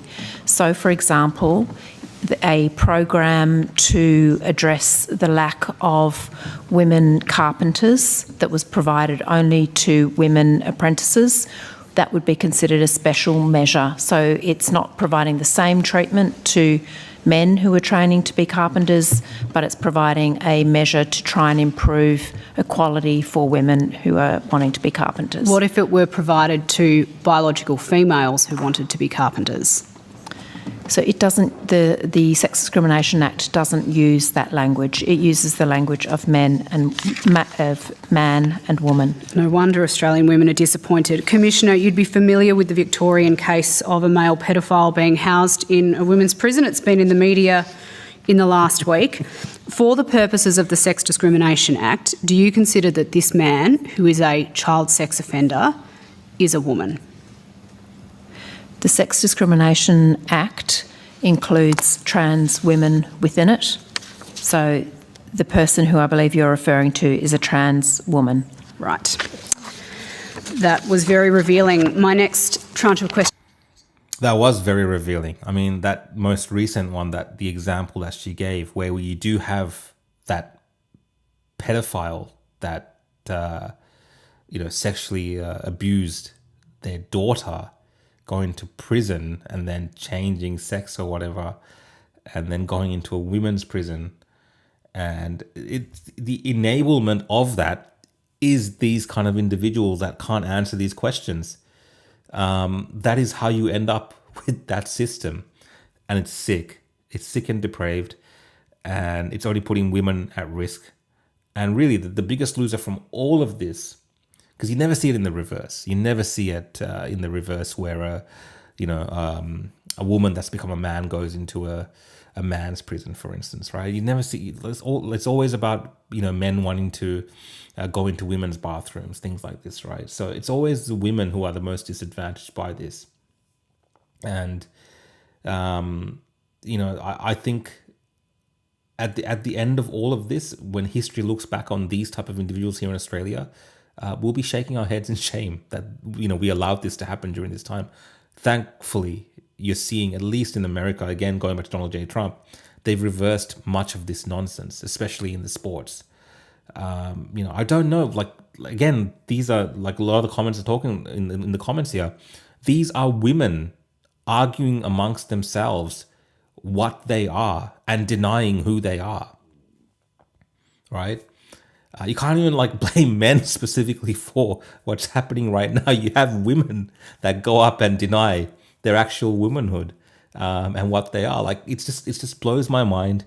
And there was one more video on this from let me just find it. Same lady being questioned by Malcolm Roberts, who does a great job. Senator Malcolm Roberts from One Nation. So let's just play his video. Because he touches on some other points as well, and then I'll move on to the next topic. I like playing these videos because it gives me time to catch up on your comments and save some as well. So let's have a listen to Malcolm Roberts' questioning of this this lady. I'm pretty sure she identifies as a lady. Are you paid by the taxpayers to go in and bat for biological born and developed men? So my salary is similar to that you mentioned for Commissioner Sivaraman. About $400,000 per year plus 15.4% super. Correct. Thank you. If a woman took a case... just so that I can be clear, your position is that the law means a biological man who identifies as a transgender woman can enter a female-only space? So I would question whether or not Roxanne Tickle is not a man. She is a trans woman, and so she has gone through various processes and has transitioned, and she's a trans woman. So she has access, or sought access, was provided access to the Giggle for Girls app, and then was taken off the access to Giggle for Girls app. So what sort of chromosomes does she have? XX or XY? I can't answer that, Senator. You can't? No, I can't answer that. I just had to pause that there because it's just such an obvious, why can't you answer that question? And this is the problem when you get into policing language, when you get into things beyond just basic science, basic realities, you end up in situations where you have people that are paid hundreds and hundreds of thousands of dollars but cannot answer basic questions. And it's insane. And this is about this Giggle Tickle case that Malcolm Roberts has brought up, where this trans woman wants to be on a dating or a connect type app where only women can, made designed specifically for women. But, they've taken umbrage to the fact that they were not excluded from that. And there's been a whole case around that. I won't go into details. But, she just saying she can't answer that simple question from Malcolm Roberts. Let's keep playing. Wow. If a woman took a case to court today trying to stop a person with a penis... Well, let's come back to that. Can someone who was born on XY chromosomes change to XX chromosomes? A male change to female? I don't believe so, but I'm not a scientist. There are many variations of chromosomes.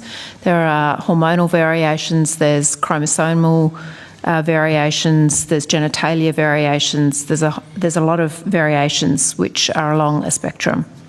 Would you agree that a piece of legislation can't change a person's sex? If born a man, they are a man. If they're born with XY chromosomes, they're a man and they stay a man? No, I would not agree. You don't agree? No.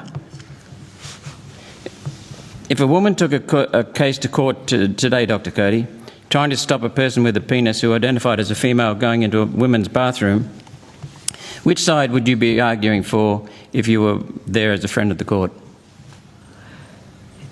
Could you repeat that, Sure. Senator? If a woman took a case to court today, trying to stop a person with a penis who identified as a female going into a woman's bathroom, which side would you be arguing for if you were the friend of the court? I would need to know more facts, Senator. I can't make a judgment on that in particular. So come back to your previous question. Sorry, I had to stop there. I like how this guy comes in close to whisper something. What do you think he's telling her? Like, this is just it's just a farce. This whole thing's a farce. No wonder we're screwed as a country. Like, this is where we're at. This is where we're at. So come back to your previous answer. You talked Senator? about XX, XY, you didn't really know the answer. How can you make a decision on sex? The issue that I'm saying around me not being able to identify whether someone has XX or XY is because I haven't tested them. I'm not a scientist. That's not my area of expertise. If a person was born male, that's XY. Born Not female, always. that's XX. Not always, Senator. No? No. Can you give me an example when not? Because there are also people who have innate variations of sex characteristics, and so they may be identified as male at birth, but in fact then later find out that they have XY chromosomes or XX chromosomes. So it is more complex than just... I just want to make a comment for someone who claims not to be a scientist, which, I mean, this is all basic stuff anyway. She does have a lot of... kind of like expert, certain, definitive answers to give on certain issues. XX being female and XY being male. I'll agree with that, but it's a very, very tiny proportion of the population. But someone who was born a man, a boy, as XY chromosomes cannot change to XX. Is that correct? If their chromosomes are XY, then their chromosomes, I don't believe they can change, but... I don't know. Are you paid by the taxpayers to go in and bat for biology? Pause this. I don't think there's any more. I think there is more of her. I'll just see if it's a different clip, because it is kind of entertaining. Nah, there isn't. This is the same clip. I just need a little break after listening to her. I feel dumber. I feel dumber now. This should be... Avi's just put up a post about me. This should go down well. Let's have a look at this. I'm just digressing a little bit, guys. 1 second. Avi Yemeni says, best 7K I ever spent.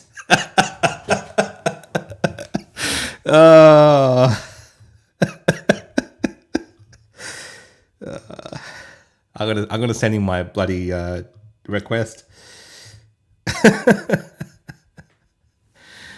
Oh my god. Anyway, let's go back to the show. So yeah, 400k, I agree with you there, Liberty Prime. 400k totally wasted. Overpaid bureaucrats. This is a sex discrimination commissioner.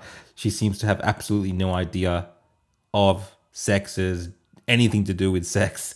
She's got some guy next to her giving her advice on the very basics of, and that's me even. I don't know what's going on, but this is where we're at as a country, and it's a shame. Like, there's many more things to focus on, but obviously, it forces the things which are happening, forces people like Malcolm Roberts and other politicians that do want to focus on other things to put these questions to these absolute idiots that are in there. Just to show people, like, we have to fight back against these things. The woke mind virus has to be pushed back against. And, I commend him for having a straight face and answering and asking those questions. So, Yeah, let's move on to the next topic, guys. I got a few more, but I think I'm just gonna stop at this one. Let me just pull it up.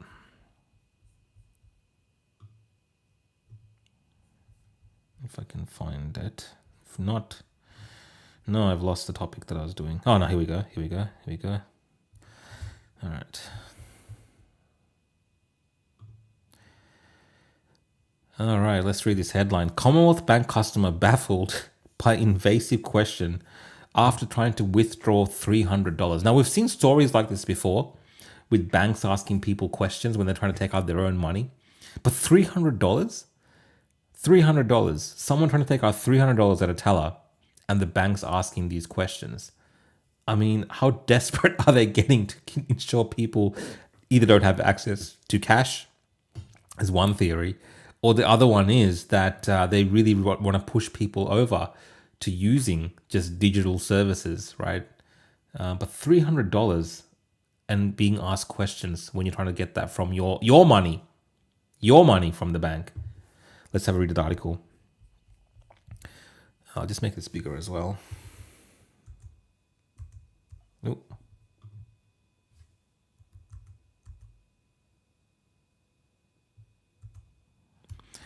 A Commonwealth Bank customer was left baffled after being grilled about why they wanted to withdraw money from their account.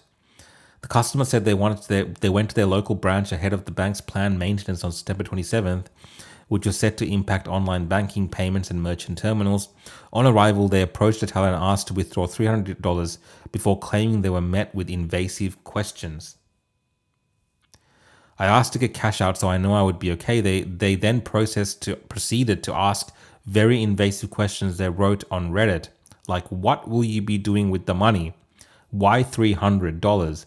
Do you plan on doing anything illegal? Has someone asked you to get the cash out and give it to them in a scam? Are you or anyone's safety at risk? Like, dude, I'm just getting cash out because of the outage. That's it. Social media users shared their outrage, with many claiming they were also questioned vigorously when trying to withdraw cash. One person explained they were questioned when they deposited $600 into their own account. And I think Commonwealth Bank, I've seen from the coverage, they're very notorious when it comes to this. I've heard some other banks are better, but Commonwealth Bank at least are very notorious when it comes to asking invasive questions. I was questioned for a good 5 minutes on this as to where I'd gotten the money from, why it was such a large amount, whether it was proceeds of illegal activities. They wrote $300. I mean, how badly do they think Australians are doing that $300 is a large amount? Now, I'm not downplaying the fact that there are people struggling in our society, but I would still say $300 is not a large amount of money. I was put in a very uncomfortable position and was absolutely not in the headspace to be having to defend myself against ridiculous backhanded accusations. The fact that these tellers should not be asking invasive questions in such a brazenly accusatory manner, it's disgusting.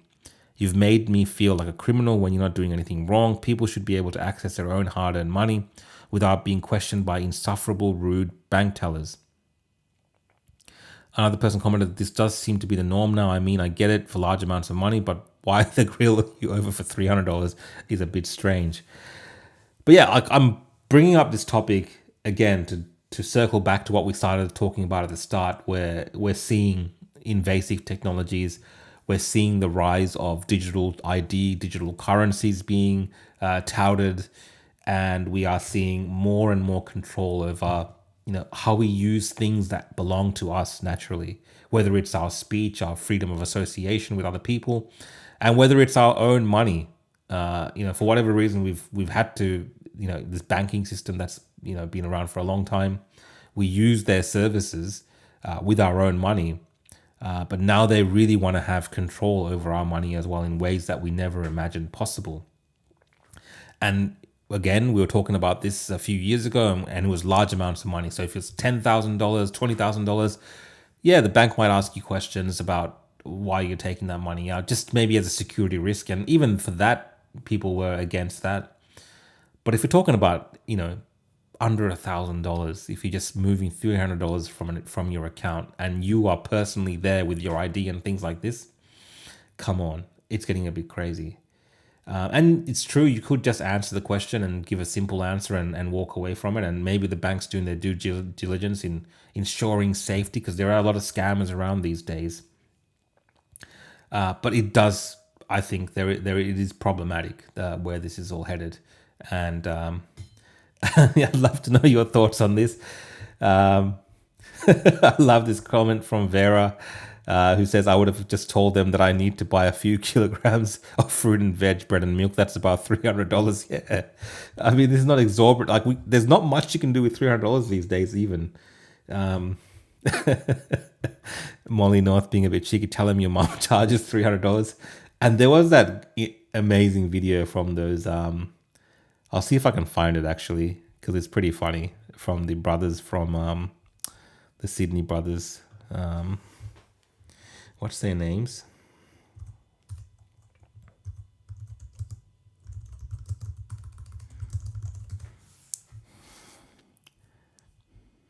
I'll see if I can find it.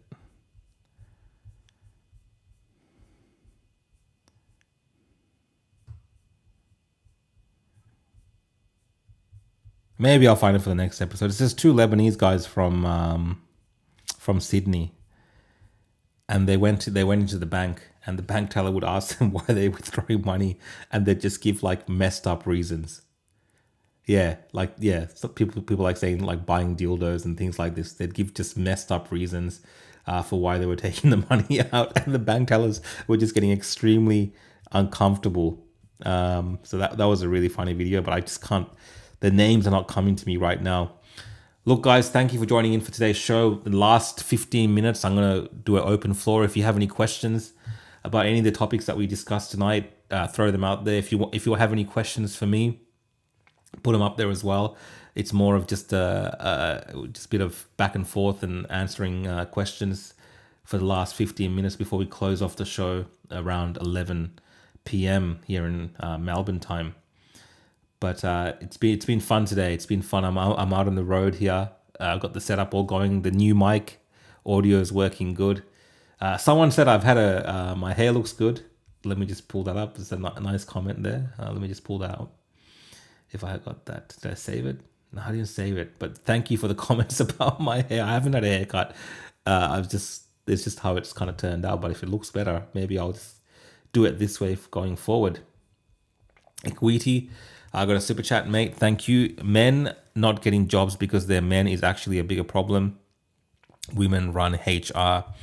Yeah, and look, maybe we're seeing the reverse of these issues in the sense that men are now being disadvantaged, and people may be like jumping up and down about them, saying, "Oh, well, historically, men have had an upper hand." But we're talking about equality, and you want to have the best person for the job. And there is a case to be made that you are seeing hiring practices which favor DEI. So that's, hiring anyone except a white man usually is how it goes, the way that we've seen things happening. So it's a bit of a reverse sexism, or whatever you want to call it, racism even, in a way. Molly says, why are you still in Melbourne? I love Melbourne. I'm still here. Melbourne's good. I mean, there's all sorts of problems with Melbourne, but I grew up in Victoria, and there's still aspects of this place, and obviously you have a lot of deep connections and links. And I still I love Melbourne. Obviously, I don't like where it's headed or where it is. But yeah, DML says $300 can't even fill a trolley at Coles. True. $300 is not much these days, and that sucks. Molly's got some great comments. Bet they don't ask the ISIS brides. Yeah, I mean, if you're just letting in ISIS brides into your country, why are the banks so concerned about someone getting $300? It's a great point.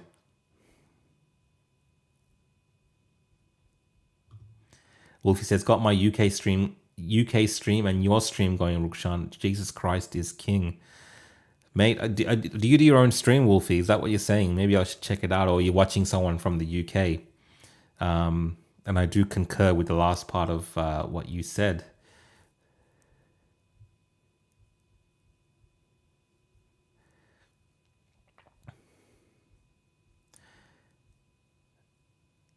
A McDonald's meal as an option for the bank, yeah. Karen says, it happened to me, but I asked for $1,000. Look, even for $1,000, I don't know. I don't think it's a bank's business asking people what they're doing with their money. I just don't think. I understand the whole scam problem and people, but the next generation of people should definitely be a lot more tech savvy to understand. I understand maybe for the older generation there are people that take advantage of them, and there's a need to protect them. Especially with these like gift card scammers and things like this. So I get both sides of the argument, but it is very intrusive, I feel.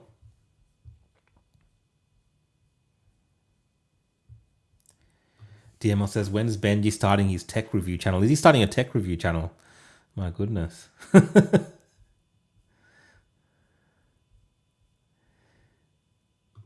Karen says, I love Avi and yourself. Thanks, Karen. Thanks for joining in. Appreciate it. Appreciate the love.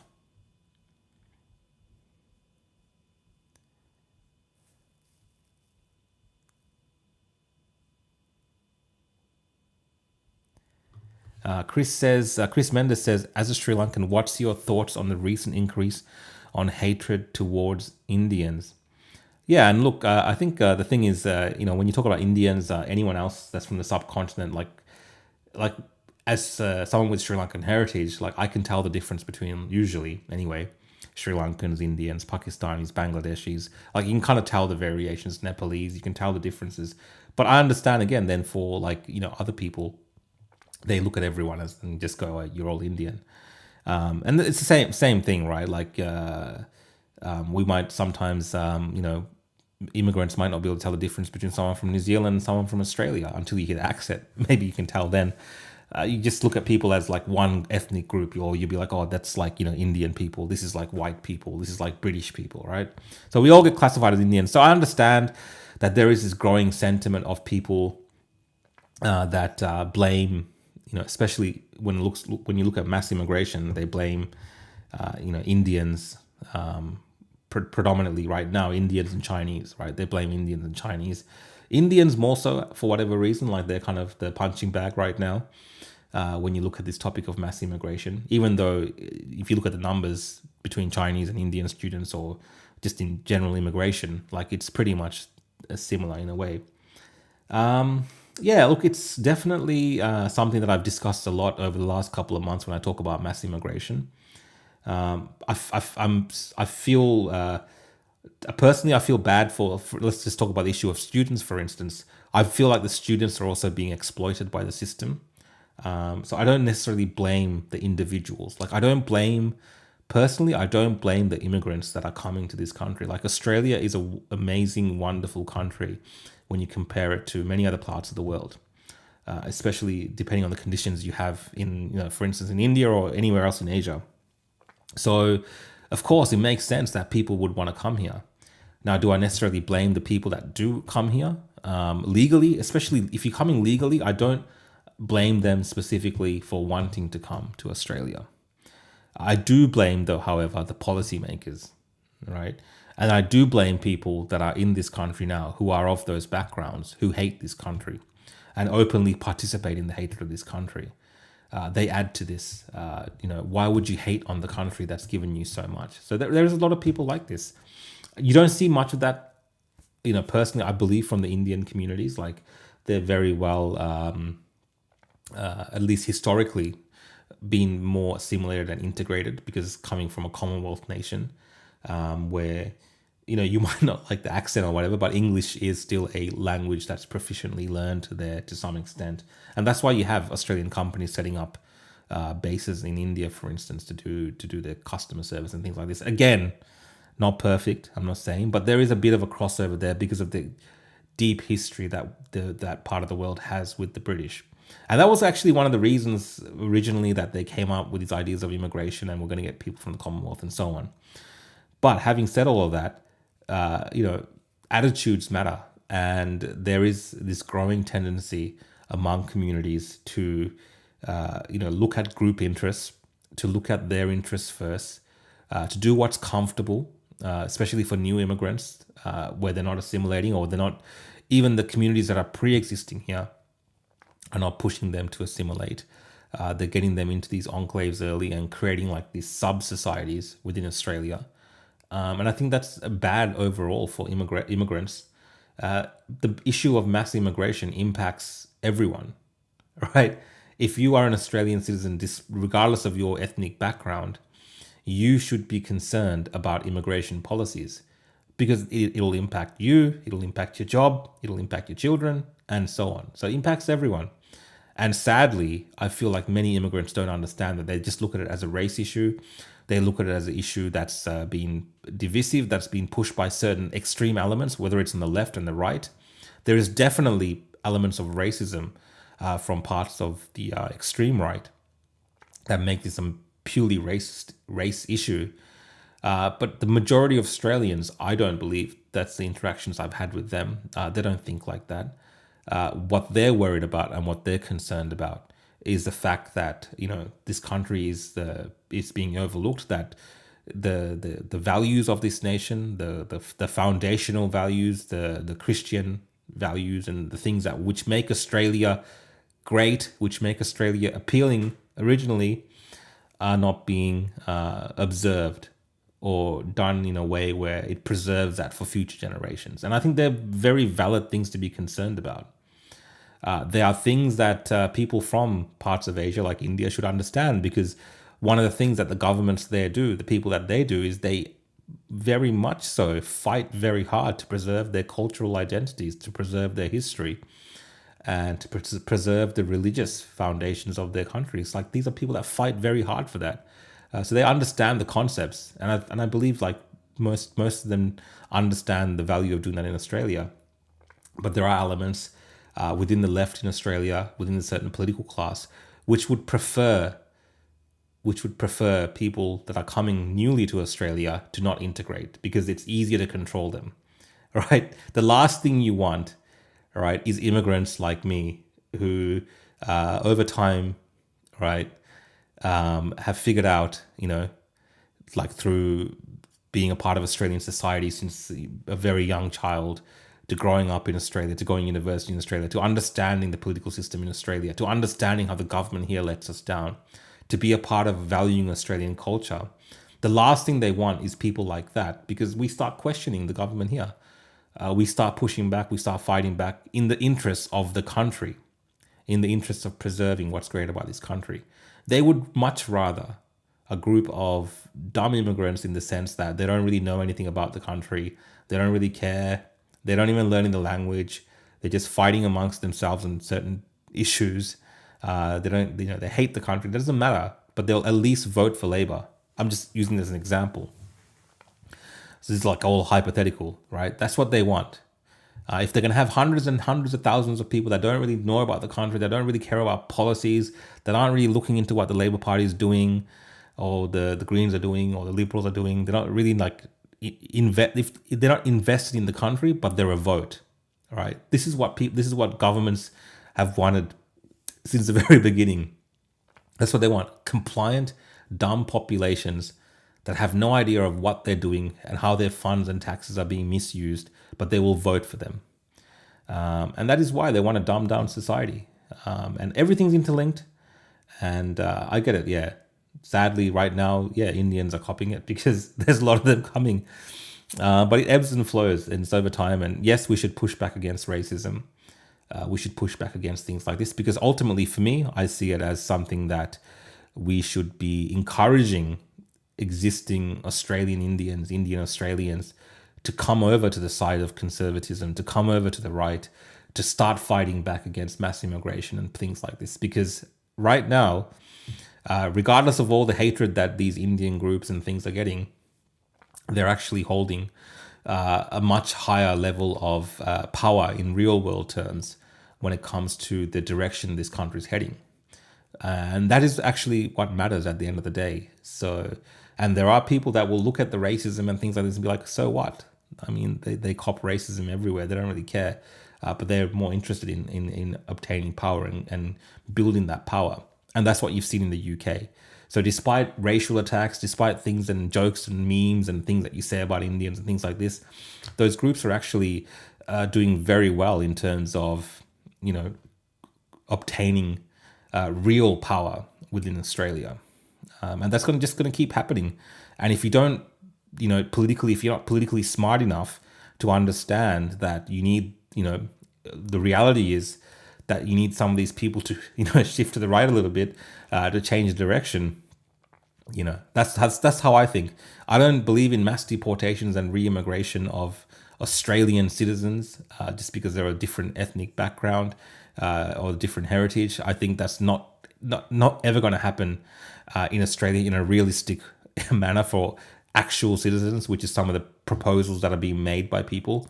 It's just unrealistic. And the more time you waste doing that, the more time that immigrant groups, for instance, on the left, gather more power and use that as a way to actually get people to hate even more good policies on immigration.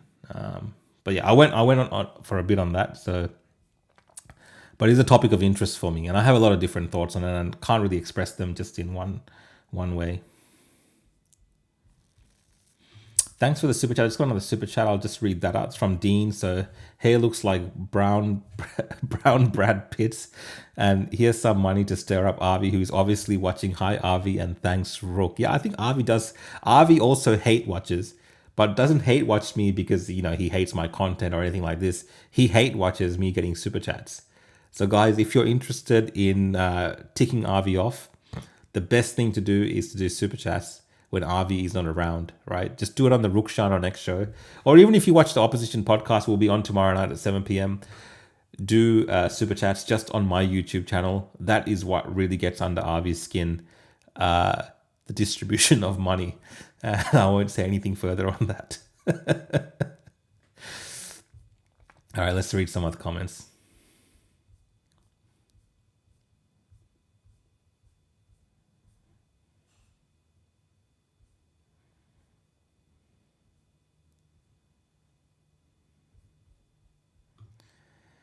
Paul Murray says, I've often had to end conversations with Indian call center workers because I could not understand their English. Rarely had issues with Filipino call centers.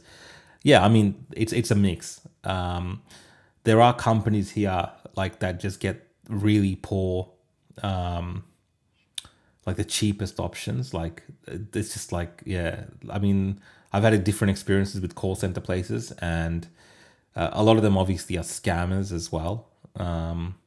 And the standards have dropped over the last couple of years as well. So there is all these things at play. But yeah, I do find the Filipino call center workers much more easier to. They're much more cheery in a way.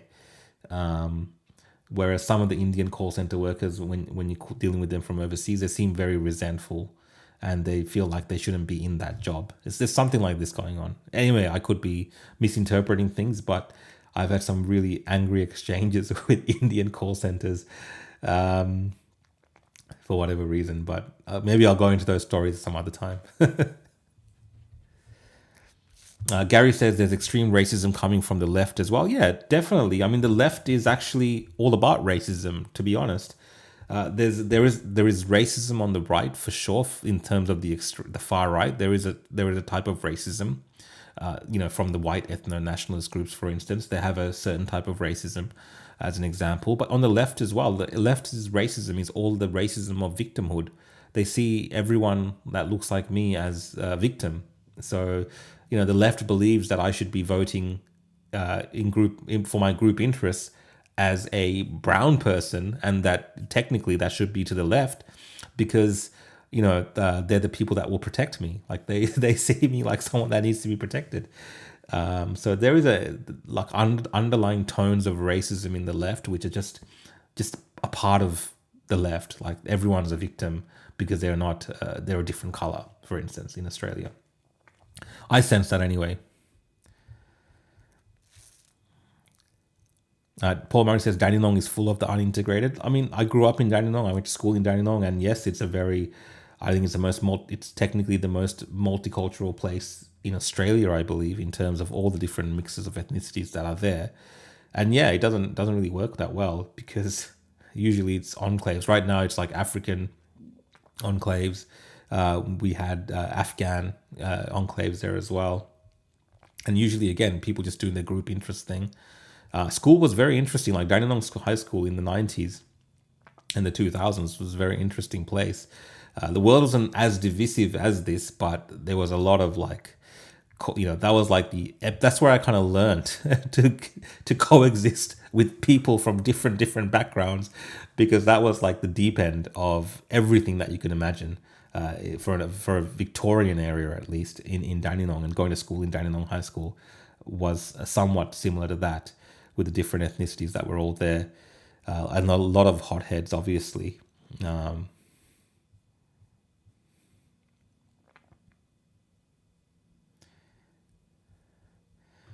Chris Mendes says a follow-up question: second-generation immigrants are the ones that are hitting 90 plus ATAR scores. Yeah, I mean, look, people get offended for. Vivek Ramaswamy made some similar comments about education standards. The aspirational standards of migrants obviously has traditionally been it's a bit higher sometimes. Like, it just depends when it comes to education. Like, that's a major focus of certain Asian cultures. A lot of Indian kids or Asian kids, Chinese kids, whatever Asian type really, will do extra tuition, Sunday school, Saturday school. I did tuition, my parents put me through so much tuition. I did not enjoy it at all. I would rather be playing sport, and I did play a lot of sports, but we also did tuition as well. So whether it's for maths or English, just extra on top of school, all right, on top of school, because education was seen as this major way to get ahead in life. And, at the time, I might have not appreciated it, but, it probably did help me in a way. I mean, I did end up, even though I didn't, find any success through it, I did end up at law school from Dandenong High School. So these things are ingrained within the Asian mindset when parents bring their children here. Whether it's like that today, I'm not 100% sure whether it's the same thing, because I've just been out of that system for a long time. But at least when I was growing up in the 90s and 2000s, it was like, Rukshan, your destiny is either a doctor, a lawyer, it was pretty much that, or an accountant or something like this, right? It was just one of those kind of those industries that were seen, or those occupations that were seen as being the elite, the best that you could become. And not everyone makes it, obviously. Not everyone makes it, but that's why you see a higher percentage, anyway, being represented in certain academic scores. And you'll see massive numbers of Asian students that do really, really well at the end of the year. But, I don't think that's life. I don't think there's other ways more than the ATAR score. I learned that there's, the arts, there's business, there's entrepreneurship, there's the trades. They're the things that maybe the immigrants don't really understand and take part in as much. But thanks for your questions, Chris. I appreciate it.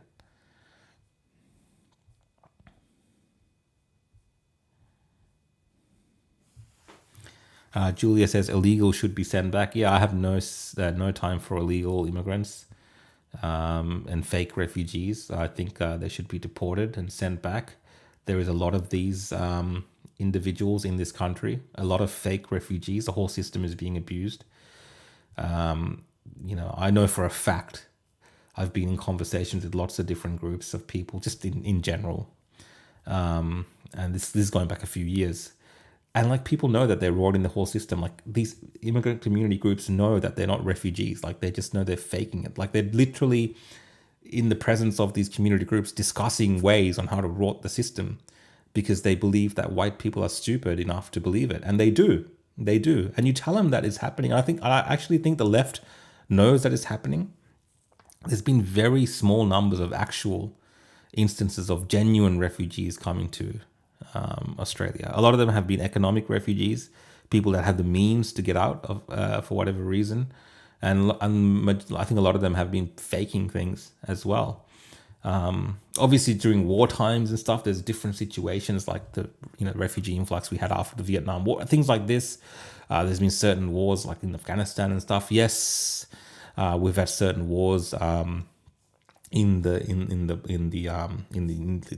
old Yugoslavian bloc, the Balkans. So there has been times like this for sure. There's been genuine refugees, but a lot of people have also abused the system. And then on top of that, the mass amount of illegal immigration. It's nothing compared to what we see in the United States of America, but it still happens in Australia for sure.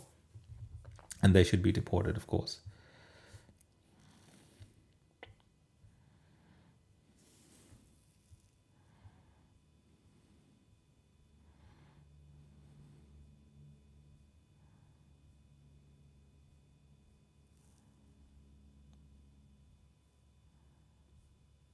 All right, guys, I'm going to keep a couple more comments, guys, and it's just on hit 11, and then I'm going to wrap up the show.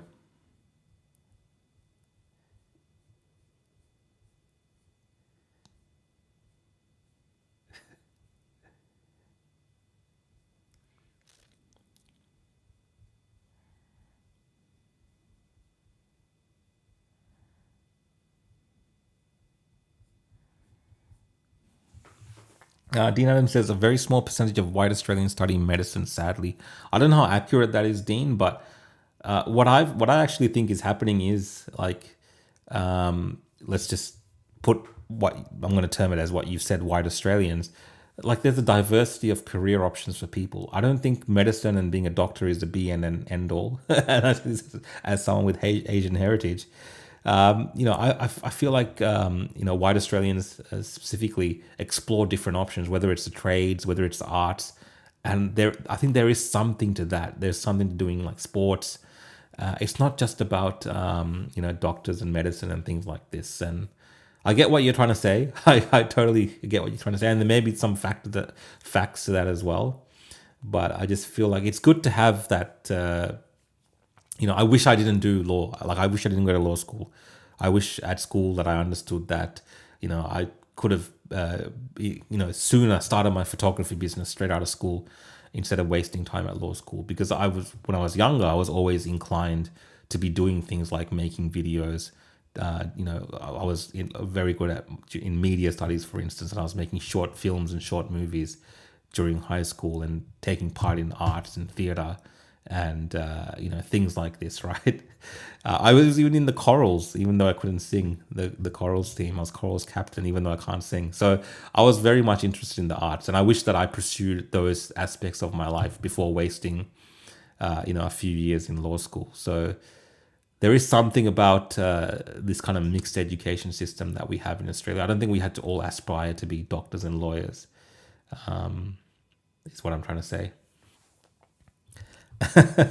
Paul says, why be a doctor when you can be an influencer? Well, I mean, that's what most kids these days are aspiring to be. They see YouTube, they see TikTok as a future, and that's gone in a way where that's become harder and harder as well.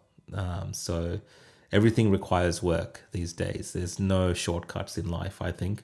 Whatever it is, you have to put in the hours, you have to put in the work, and it is what it is. But yeah, guys, thank you for joining in for another episode of Rukshan On X. I hope you've enjoyed tonight's show.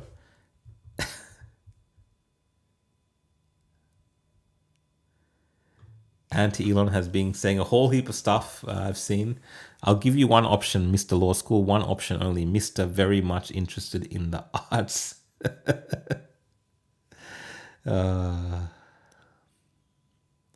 But yeah, thanks, guys. If you're not following me already, you can find me on X at the real Rukshan.